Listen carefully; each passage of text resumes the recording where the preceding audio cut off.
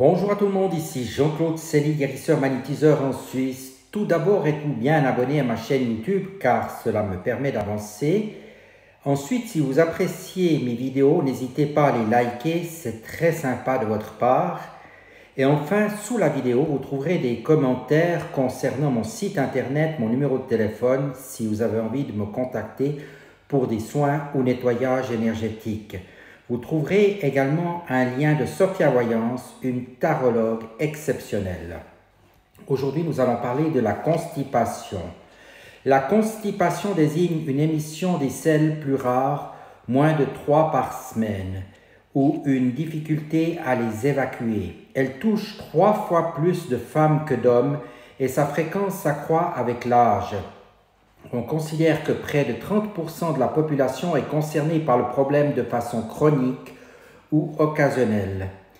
Il est nécessaire de différencier deux familles de constipation. Les constipations primitives ou fonctionnelles sont celles liées à une alimentation pauvre en fibres, à la sédentarité, au stress, à la perte du réflexe de défécation ou à des facteurs qui la rendent douloureuse tels que les hémorroïdes, les fissures anales. Ces constipations sont bénignes et sans risque pour la santé.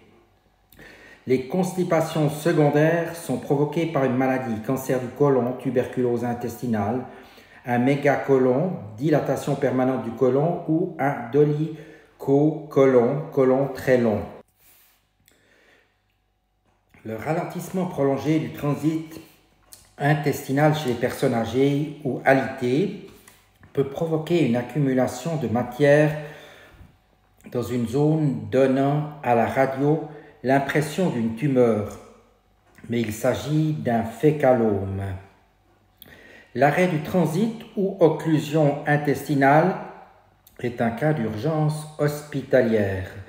Toute intervention au niveau de l'abdomen ou un antécédent de hernie favorise ce risque.